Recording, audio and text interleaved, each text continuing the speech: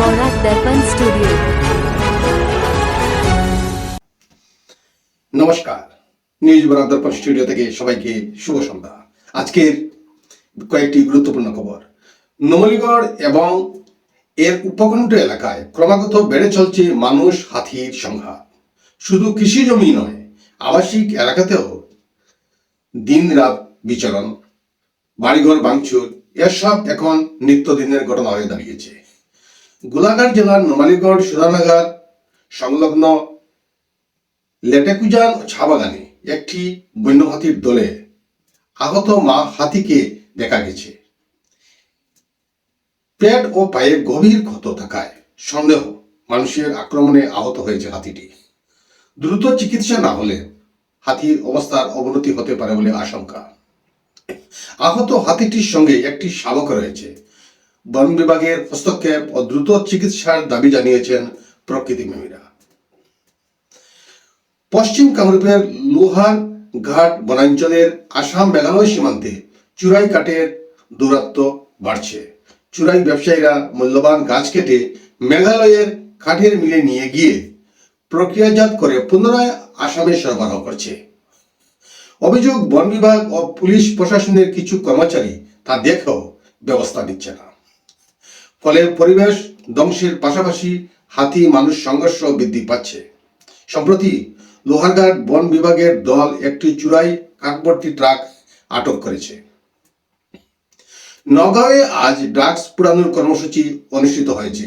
Nagaon police প্রশাসনের উদ্যোগে নগাঁওয়ের মহকুলিতে এই মাদকদ্রব্যগুলি ধ্বংস করা হয়েছে। উল্লেখযোগ্য যে যেসব ড্রাগ পোড়ানো হয়েছে তার পরিমাণ যথাক্রমে হেরোইন 6.346 কেজি, গাঁজা 284 কেজি 895 গ্রাম, কফ সিরাপ 3623 বোতল, নেশাযুক্ত ট্যাবলেট 64,132টি এবং সিগারেট ও তামাকজাত পণ্য 2,500টি।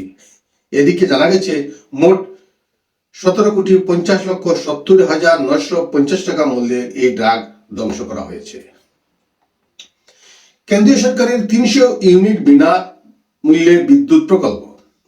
বিদ্যুতের বাড়তি বিল থেকে রেহাই পেতে কেন্দ্রের বড় উদ্যোগ। প্রধানমন্ত্রী সূর্যঘর মুক্ত বিদ্যুৎ যোজনা। ছাদের উপর সৌর প্যানেল বসালেই প্রতি মাসে 300 ইউনিট পর্যন্ত ফ্রি বিদ্যুৎ পাওয়া যাবে। অতিরিক্ত উৎপাদিত বিদ্যুৎ গ্রিডে বিক্রি করে আয়ের সুযোগও থাকবে। 75,000 কোটি টাকার বেশি বরাদ্দ সহ লক্ষ্য 2026 থেকে 2027 সালের মধ্যে 1 কোটি পরিবারকে সৌরশক্তির আওতায় আনা। মধ্যবিত্ত ও গরিব পরিবারের জন্য এই প্রকল্পকে আশার আলো হিসাবে দেখা হচ্ছে। খালেদা জিয়ার শেষ যাত্রায় জনসমুদ্র। ভারতের বিদেশমন্ত্রী এস জয়শঙ্কর ঢাকায় পৌঁছে তারেক রহমানের হাতে শোকবার্তা তুলে দিয়েছেন। সকাল 11টায় গুলশানের বাসা থেকে মরদেহ মানিক মিয়া অ্যাভিনিউতে নেওয়া হয় জাতীয় পতাকা মোড়ানো গাড়িতে। জাতীয় সংসদ ভবন এলাকায় 10,000-এর বেশি পুলিশ মোতায়েন করা হয়েছে। সেনাবাহিনীও নিরাপত্তায় রয়েছে। দুপুর 2:30টার পর জানাজা, এরপর জিয়া উদ্যানী স্বামী জিয়াউর রহমানের পাশে সমাধিস্থ করা হয়েছে। তার মৃত্যুতে বাংলাদেশে 3 দিনের রাষ্ট্রীয় শোক ও আজ সরকারি ছুটি ঘোষিত বাংলাদেশ। রাজস্থানের টং জেলার পুলিশের বড় সাফল্য। বর্ষবরণে বড় হামলার ছক বানচাল করল পুলিশ। একটি গাড়িকে আটকে তল্লাশি করার সময় গাড়ির ডিকির ভিতর থেকে অন্তত 150 কিলোগ্রাম অ্যামোনিয়াম নাইট্রেট, 200টি কার্টুজ এবং প্রায় 1,100 মিটার সেফটি ফিউজ উদ্ধার করা হয়েছে। এই ঘটনায় অভিযুক্ত সুরেন্দ্র পাটুয়া এবং সুরেন্দ্র মুচিকে গ্রেপ্তার করা হয়েছে। দুজনই রাজস্থানের বুন্দি জেলার বাসিন্দা। তদন্তকারীদের সন্দেহ কোনো বড় হামলার পরিকল্পনা ছিল। এই চক্রের সঙ্গে যুক্ত মাস্টারমাইন্ড খোঁজার চেষ্টা চলছে। তদন্তকারীরা সবকিছু খতিয়ে দেখার চেষ্টা করছে। গত মাসে দিল্লিতে লালকেল্লার সামনে গাড়ি বিস্ফোরণের ঘটনায় অন্তত 12 জনের মৃত্যু হয়েছিল। সেই ঘটনায়ও অ্যামোনিয়াম নাইট্রেট ব্যবহার করা হয়েছিল। তারপর থেকে নিরাপত্তা ও তল্লাশি অভিযান জোরদার করা হয়েছে। ভারত ইস্পাতের কিছু পণ্যের আমদানিতে 3 বছরের জন্য নতুন শুল্ক আরোপ করেছে। শুল্কের হার প্রথম বছর 12%, দ্বিতীয় বছর 11.5% এবং তৃতীয় বছরে 11%। সরকারের উদ্দেশ্য দেশীয় ইস্পাত শিল্প ও বাজারকে সস্তা বিদেশি পণ্যের প্রতিযোগিতা থেকে রক্ষা করা।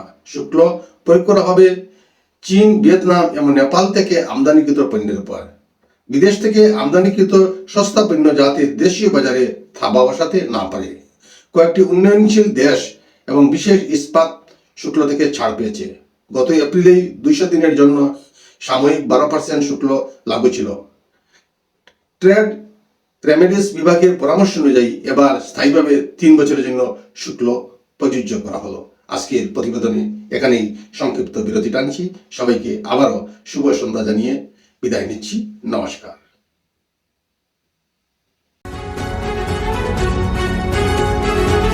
न्यूज वॉरा दर्पण स्टूडियो।